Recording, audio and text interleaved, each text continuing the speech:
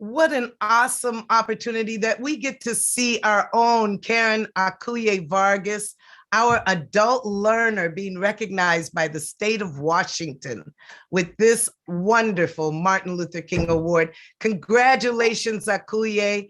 And thank you, Tara, and welcome as our new SNA coordinator at Evergreen Tacoma. We are so proud of you. All right. We'd like to also share with you an offering right now, a reflective offering by Roberta Flack. This song comes from 1969, but so highly relevant to today. It's called Trying Times, Please Reflect.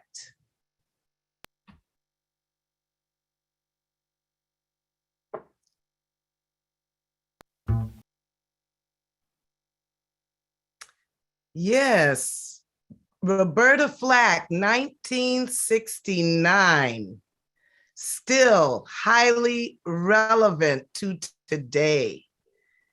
I wonder what Martin Luther King would think if he was living today and noticing the kind of dialogue and discourse we were having in our country today. So we know that Tara prepared for us a very short clip, which she did last quarter in a class when she was reflecting on a book called The Sum of Us. And we want to just show that clip very quickly, and then we will begin to hear from our tone setter and our keynote for today. Tara, do you have your clip ready? Yes, Trey has it, but to be clear, I wanted to let them know that this was done between me and Jamia Zarzuela. It was a group effort. Thank you. In Dr. Gilda Shepard's class. Thank you.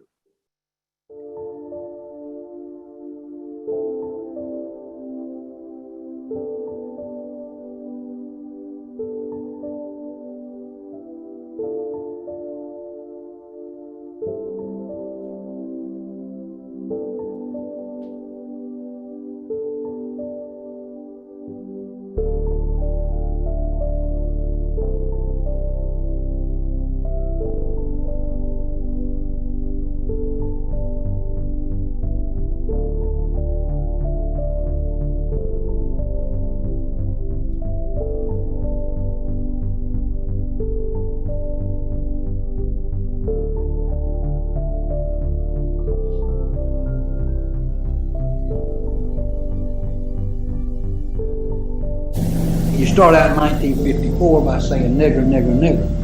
By 1968, you can't say nigger. That hurts your backfire, so you say stuff like forced busing, states' rights, and all that stuff.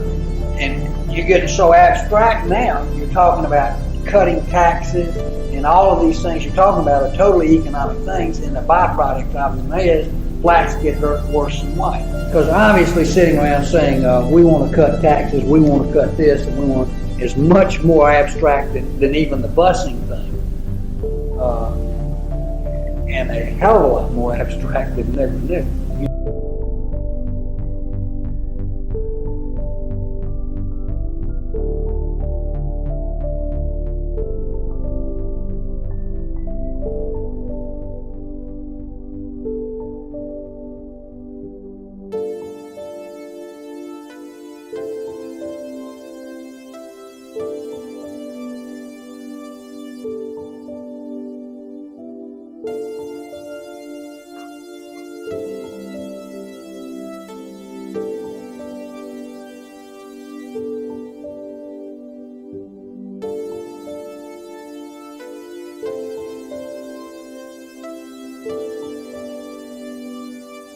We win on November 8th.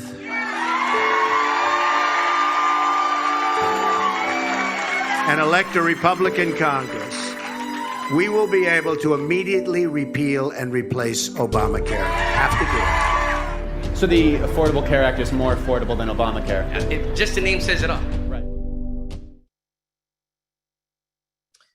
Thank you, Tara Baker.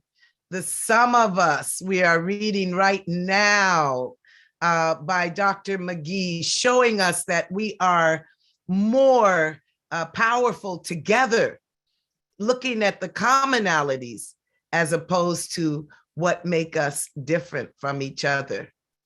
And I just want to thank our students for giving us those reflections.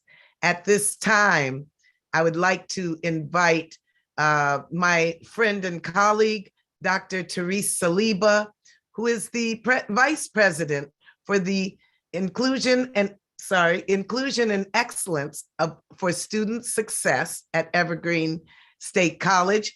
And I want to welcome you at this time to give the introduction to our Executive Vice President, Dr. Gordon. Good afternoon, Dr. Saliba. Good afternoon, and thank you so much, Dr. Tatarunga, and thank you to Tara also for that inspiring and informative message about what we need to do to move forward for our collective liberation. We in Olympia, we always look to you in Tacoma. You inspire us, energize us. You serve as a model for equity and racial and social justice and hospitality. Thank you for hosting this really important event to honor the legacy of Dr. Martin Luther King Jr. today. It's my honor to introduce Dr. Dexter Gordon, Evergreen's Executive Vice President, who's been providing us with inspirational leadership now for 6 months.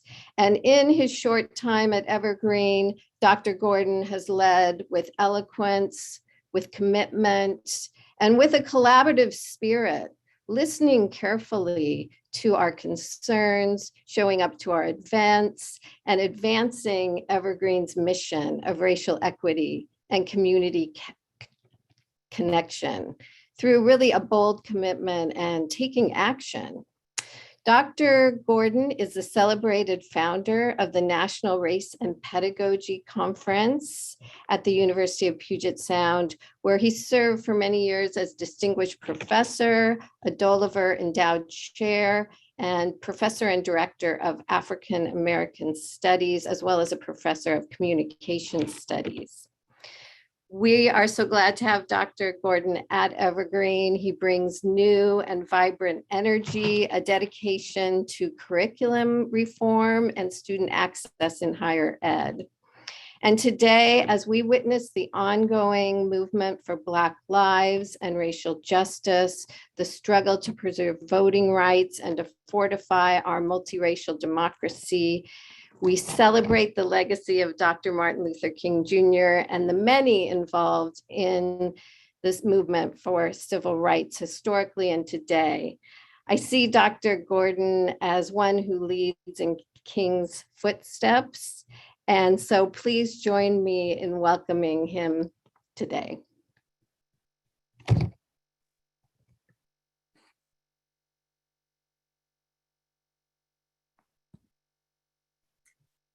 Thank you very much, Therese. It is an honor for me to join you today. My hope today is that I will begin by sharing some remarks, and that will lead to a conversation about Dr. King and how we might honor him, and not only him, but the literal army of people who worked with him in the creation, the development of what we've come to know as the civil rights movement.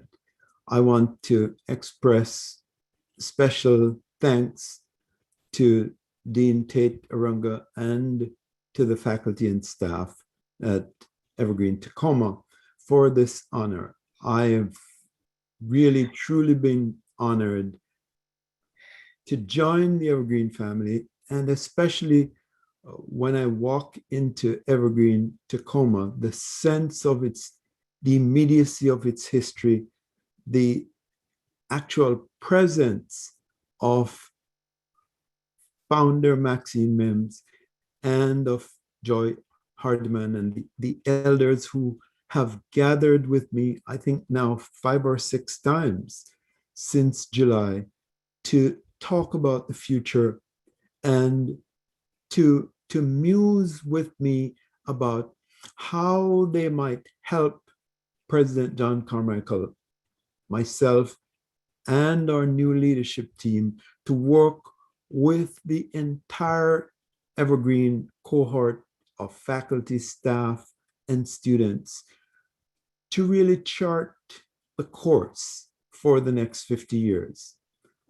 I am thrilled to be the beneficiary of the effort of the last 50 years. And so I'd like for us to talk about a conception of education that honors Dr. Martin Luther King Jr. I was tempted to begin by raising the question of emergent strategies, intersectionality, and critical race theory. And I thought, let me leave the critical race theory discussion for maybe exchanges in question and answer. But I thought long and hard about it because I've been a teacher of critical race theory before we had a text for critical race theory. So I'm intrigued by the conversations going on now. And as Kimberly Crenshaw, one of the founders, says, that those who teach critical race theory are thrilled that we have free press and there's name recognition, but not content recognition of what critical race theory is. But I turn to our focus for today. Good education often begins with a question or a set of questions. I begin today with my own set of questions, and I hope that they may set us on a path to a productive conversation about education, Evergreen, and the vision of Martin Luther King Jr. How should the United States honor Dr. Martin Luther King Jr.? It is a question that the nation has grappled with for all the years since his death, with mixed results. How should the world recognize, commemorate, and honor Dr. King? Across the world, we see a recognition of Dr. King and his vision that sometimes does honor his work and the vision he presented. But perhaps more focused for us, and us here at Evergreen, is how should we in education recognize, celebrate, and honor Dr. Martin Luther King Jr. Dr. King offered a prophetic vision that enacted a movement marked by unity across difference. It was a movement with a common commitment to ending racial segregation and achieving justice for those long denied it by a society historically structured on inequities. So as I consider Dr. King's life, I am moved to argue that we must insist on change. And we must insist on change as a necessity now. I believe we must insist on change because one, Dr. King's prophetic vision demands it. Two, the Black experience in America demonstrates the need for it. And I think in a moment like this, it's worth musing for at least a few minutes and to suggest that the Black women in America show that we can deliver this change. So what of this demanding change? We demand change as a way to honor the long Black tradition out of which Martin Luther King Jr. emerges. The New York Times journalist and founder of the 1619 Project, Nicole Hannah Jones, argued that our founding ideals of liberty and equality were false when they were written, and it was Black Americans who fought to make them true. And without this struggle, America would have no democracy at all. Martin Luther King Jr. comes from this long line of voices that have challenged the nation to live up to its creeds with its declarations of freedom, equality, and liberty. On the steps of Lincoln Memorial, the same site where 1 year ago an invasion took place, looking over the vast gathering of an estimated 250,000 people across the mall, Dr. King declared, "We have come to this hallowed spot to remind America of the fierce urgency of now. Now is the time," he said, "to make real the promises of democracy." It would be fatal, I believe, for the nation to overlook the urgency of this moment. For Dr. King, that moment was 1963. And the urgency, as he saw it, was that after its first violent revolution that saw 70,000 dead, and then its second revolution, the Civil War, that saw anywhere between 620,000 and some, like Andrew Hacker, have estimated more like 750,000 dead. After those two revolutions, Dr. King said in 1963, the nation was facing its third revolution. And this was a revolution, Martin Luther King Jr. said, that would likely come from Black Americans. He called those who would bring the revolution the disenchanted, the disadvantaged, and the disinherited. And following King, I want to mark his observation that these people were disenchanted, disadvantaged, and disinherited because, one, they were ensnared in inferior education. Two, they were excluded from economic opportunities. And three, they were exploited and disenfranchised politically. Black people were in crisis. 1963.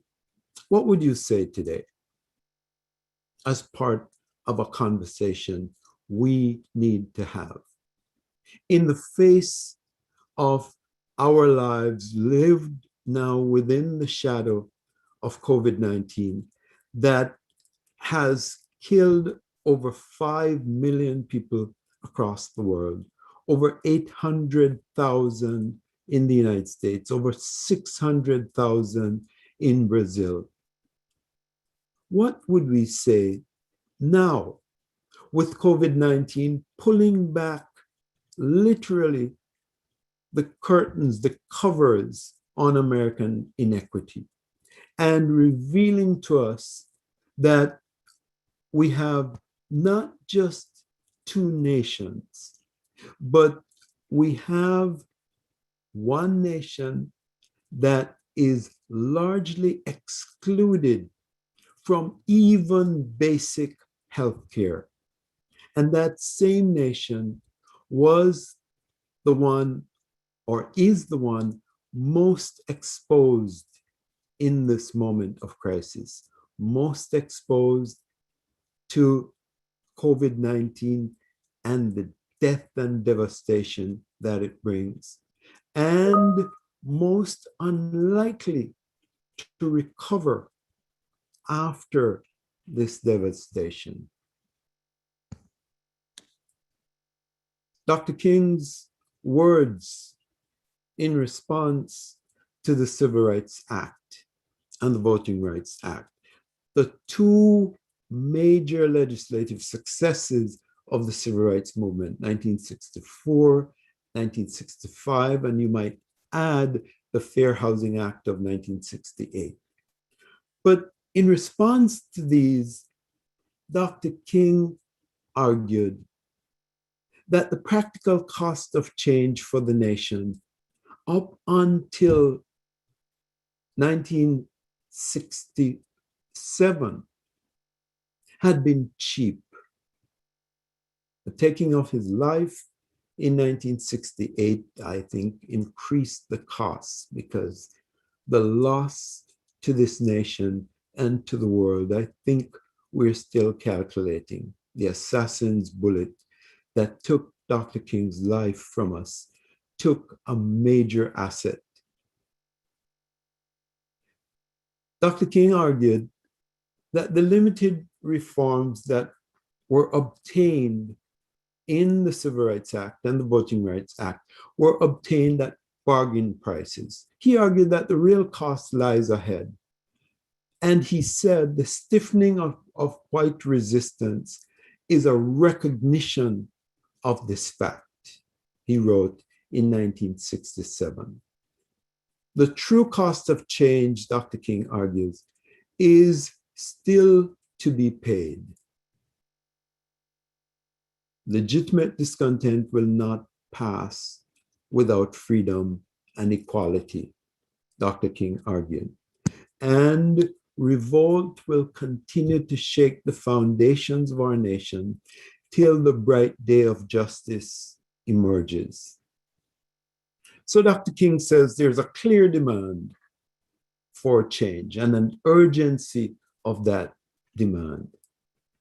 And the experience of Black Americans, secondly, demonstrate the need for this change and the need for us to pay attention to this urgency. The state of Black America is certainly different from what it was 50 years ago, but the bright day of justice is yet to appear.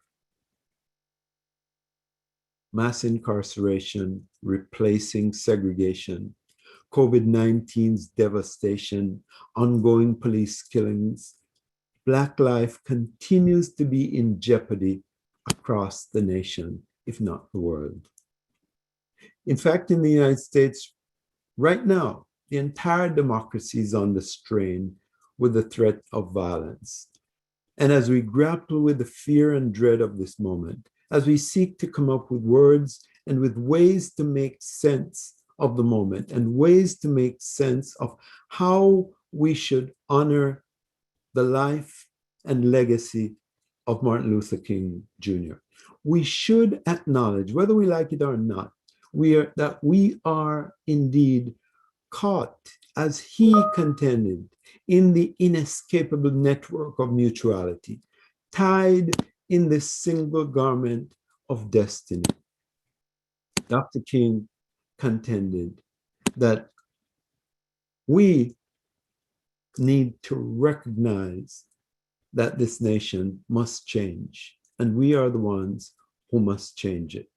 And so I suggest, we the people who for years declared or dared to believe that with organizing and consistent long-term work, we could create political change with an agenda promoting a multiracial democracy marked by, one, economic reform to reverse the widening immoral gaps in wealth between rich and poor. Two, expanded access to healthcare, extending the lives of poor and working class people.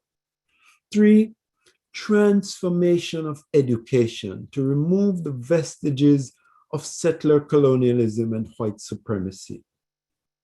Four, critical attention to climate change and environmental degradation. Five, a new and more humane approach to immigration and the resettling of refugees. Six, attention to issues of social inequity related to the rights of Native people, the rights of LGBTQ people, and the rights of working people to organize and advance their shared interests.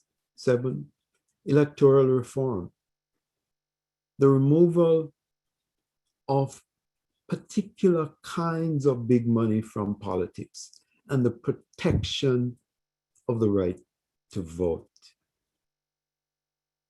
7, radical change in policing, in incarceration, in criminal justice, for the achievement of equal justice for all.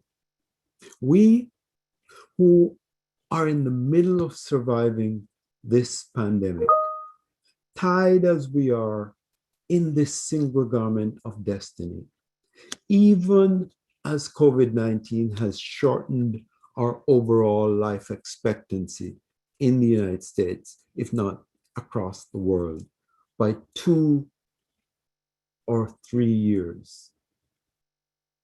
2 years for the overall population, and as you might expect, more. 3 years among Black and Latino population. As we think about this agenda before us, I want to invite you to take a minute to think about education. And those of us at Evergreen know the challenges that we face in education. And I want to highlight 2. Education has been at the heart of the effort to achieve justice in the United States. Our educational institutions have been a signal part of the state apparatus, often used to entrench and strengthen the status quo. Unfortunately, that status quo has been one that has excluded millions of people from opportunity based on issues of identity, such as race, class, gender, sexuality, and national origin. It is important that we recognize that this same education, and particularly the liberal arts, this education has remained one of possibilities. Possibilities for stabilizing our democracy and for helping us chart a path to a better life. A significant question for us then is, how can we successfully educate more and more of those students who come from historically excluded, historically marginalized communities, and in so doing, help these communities to access better educational and economic and health outcomes. More importantly, how do we develop among all those who come to Evergreen a sense of their full partnership and belongingness, a sense of our unwavering commitment to their success? You see, we face some striking challenges that I'd like to just reference and move for us to think about. I'm convinced that effective education must proceed from a deep understanding of the complexities that are part of the social, political, economic, technological, and demographic changes facing the nation right now. And there are 3 major features facing higher education to which we must attend. One is the decrease in college enrollment. College enrollments have seen a steady decline in recent years, and particularly between 2019 and the present. The researchers tell us that there has been a net decline of 6% in college-going populations. The raw numbers are more than 1 million. Among community colleges, the decline is even more striking. For Evergreen, that's a major concern because community colleges represent the kinds of demographics that Evergreen has historically, and I say proudly, historically served. Students from historically marginalized communities, Black and Brown students, are largely our community college demographic. And that demographic is being devastated. So the nation has to pay attention to this decline in college enrollment. We at Evergreen are focused on college enrollment. President John Carmichael and I have identified this as our top priority with the support of the board and the joint efforts of our colleagues in administration, our colleagues in faculty, and across our staff. We recognize that this is a moral commitment for us. It is a moral commitment, and it is a commitment to the future of the nation, that we work to make college available to more and more people who will help us create this robust multiracial democracy that is a part of the promise of America. At least we are claiming it as a part of that promise. The second challenge that I want to draw our attention to as we think about honoring Dr. Martin Luther King Jr. and the work he did is the increase in the cost of college and thus the increase in student debt. Student loan debt is at a crisis level, and the impact on students of color and their families is devastating. This is a group we're inviting to consider coming to college, and they're coming to college, and increasingly they are leaving hopefully with a degree, but they're also leaving with a debt.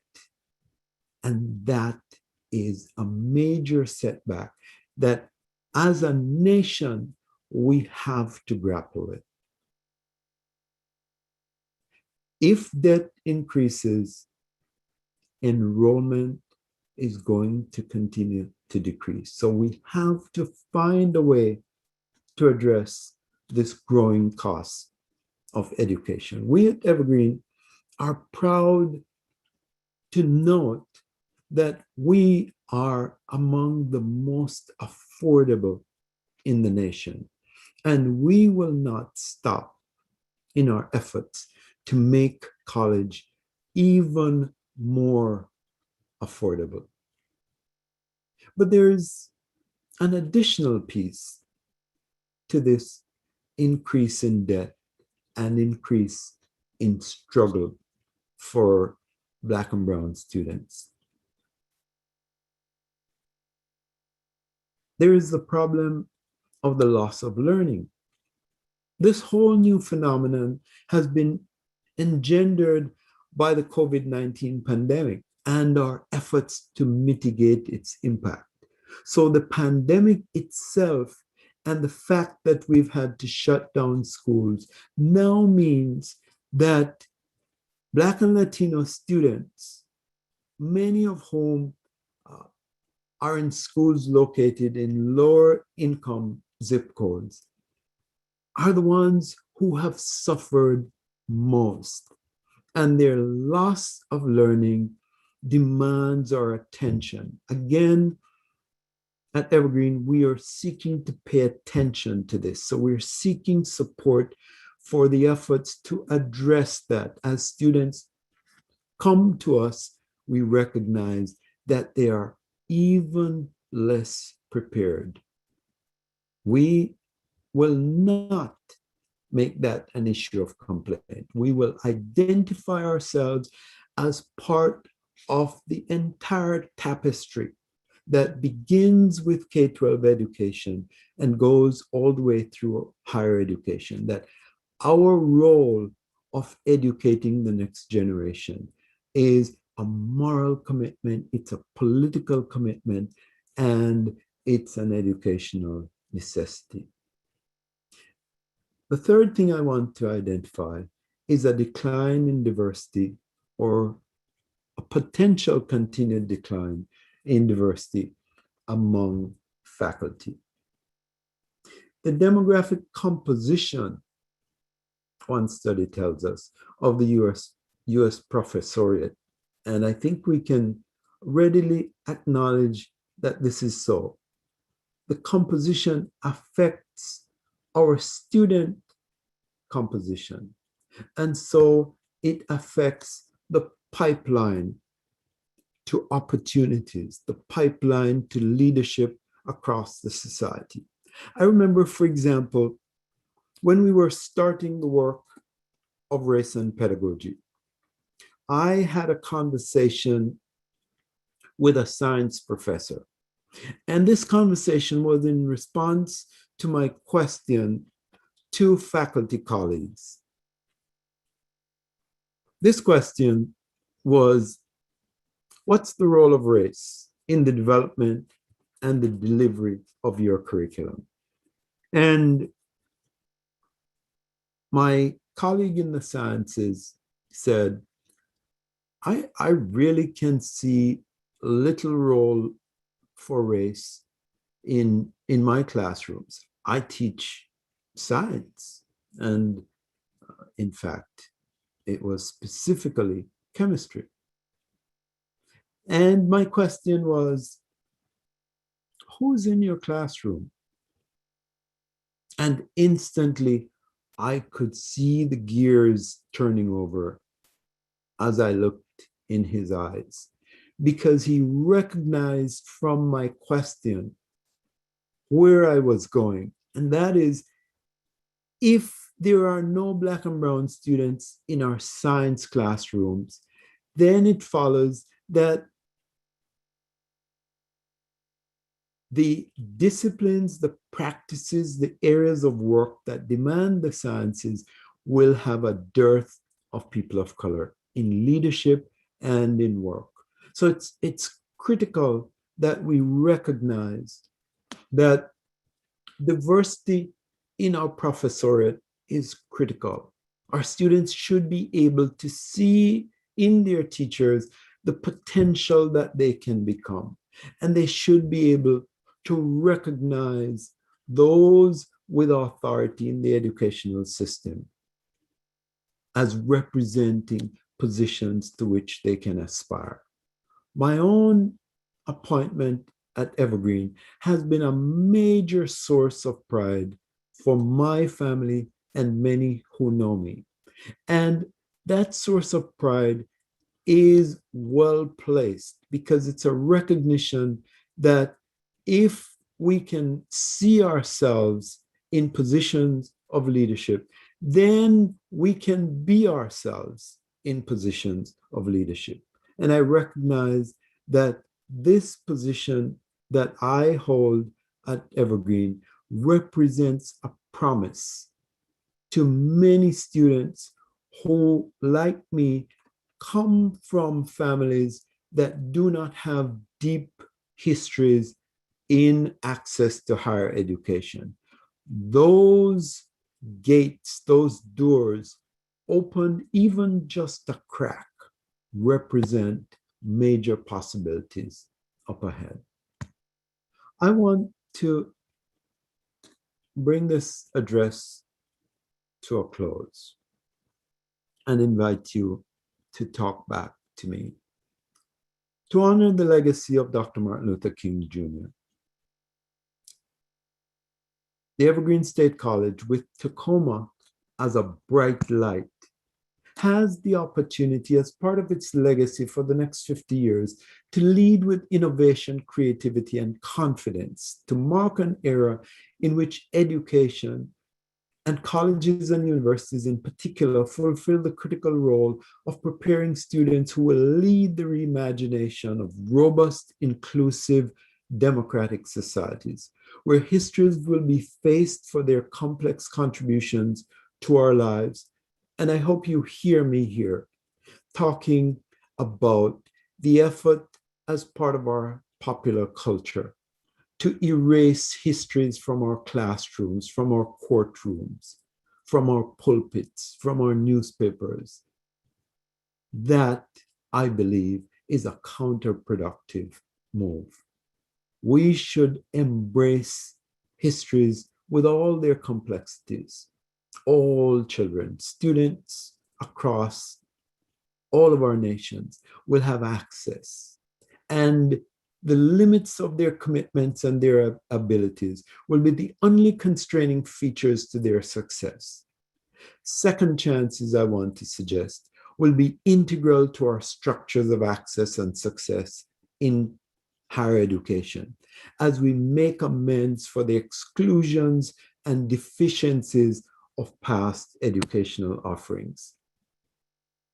I want to suggest that if we are to achieve this kind of vision, I see us moving, one, from incremental approaches to equity, instead to embracing equity as central to our educational mission, and two, moving from the incidental and the exceptional to the intentional and normative practices for access, success, retention, belonging, thriving, and graduation of these new bodies that we're inviting to come into our institutions as part of our focus on equity. Black and brown children, the ones Dr. King looked at and saw the failings of the nation. Black and brown children, the ones Dr. King said that to educate them will demand of the nation's purse. Because we are inextricably bound up in the single garment of destiny, because we have a moral commitment to this and the next generation, because we have the need to build or rebuild, imagine or reimagine what a robust multiracial democracy might look like. We can honor Dr. King by providing the kind of education that allows for access, true belonging, and true success. Thank you.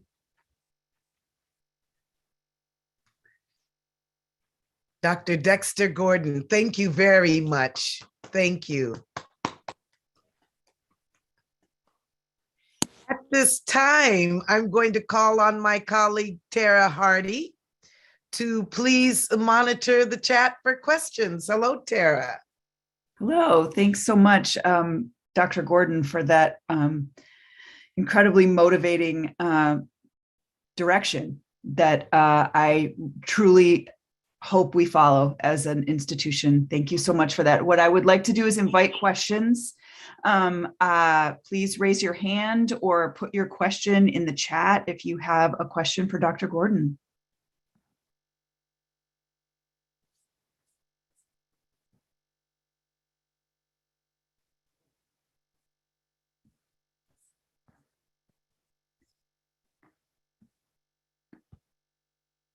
There is plenty of gratitude appearing in the chat, but I also know there are questions out there. And I'm looking at you, people who are thinking, my question isn't good enough. I mean you. Yes, raise your hand.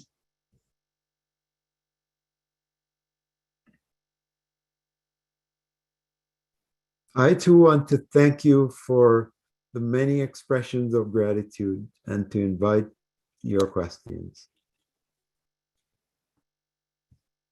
Marilyn, please go ahead with your question.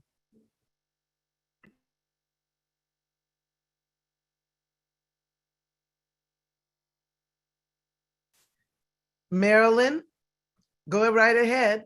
If you're trying to talk to us, you're muted, Marilyn.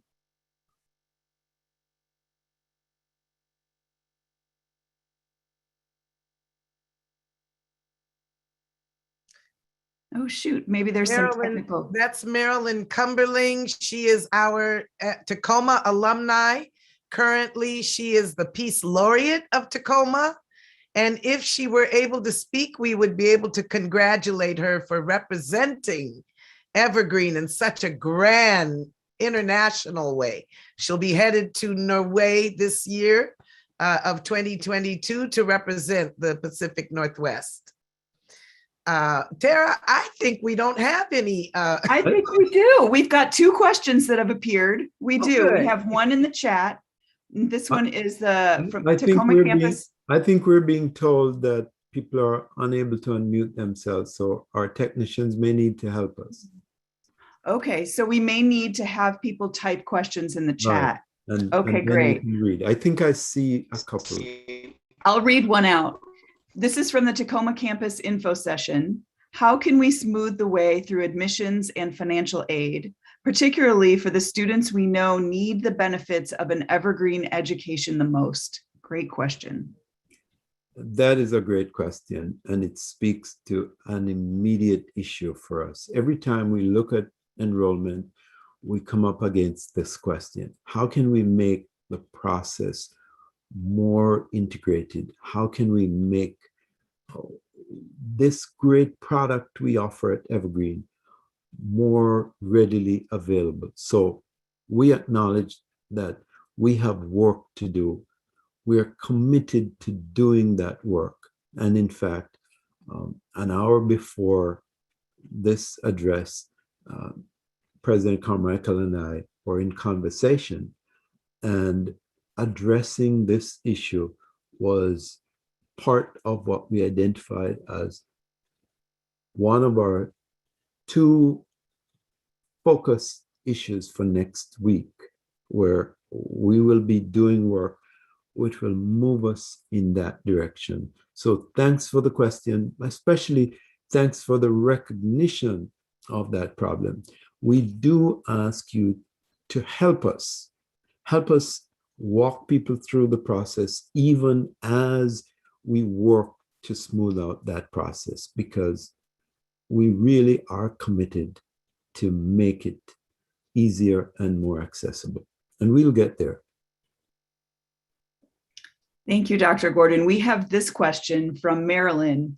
Can you talk more about critical race theory and the backlash against it? Critical race theory is, if I may summarize it, a theory that emerged out of the effort of a generation of scholars, mainly students, but scholars in law school. They were grappling with the fact that after the successes of the civil rights movement, we still had particularly a criminal justice system that was providing us the same outcomes where Black and brown people were disproportionately being arrested, charged, imprisoned. And the question was, what was wrong? And what these scholars identified as being wrong was that the nation had come to grips with individual racism, but had not understood systemic racism. So the systems were still in place, even though there was significant success of the civil rights movement. So those scholars decided the next wave of civil rights work was to reform the system. And so critical race theory then develops a set of questions that help us interrogate systems and helps us interrogate histories so that we understand, for example, why across the United States and perhaps across the world, we continue to have racism, even as one scholar coins it, without racists. So even though we don't have well, I should say we didn't until a few years ago have the explicit crass racism, because the civil rights movement made that socially unacceptable. But recent efforts has made it acceptable again. But that's what critical race theory is, a set of questions that help us explore our lives and understand the functioning of race in the United States of America. Thank you, Dr. Gordon, for that extraordinary presentation today. I want to recognize Dr. John Carmichael and thank you for being here.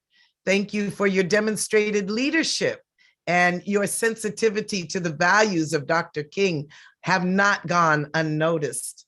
And I'd like to close this program with the words of Dr. King when he said, if you can't fly, then run. If you can't run, then walk. If you can't walk, then crawl. But whatever you do, you have to keep moving forward. We wish that everyone keep moving forward.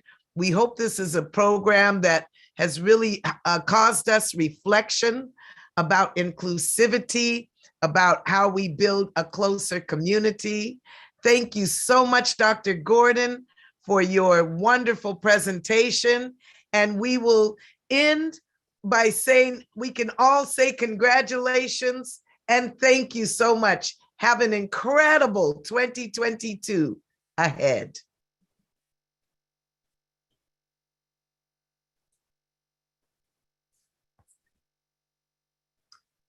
Thank you. Sorry to preempt you a little bit, but 1 o'clock came and we had to be obedient. That is fine. Great, great program. Yes, it was indeed. And we look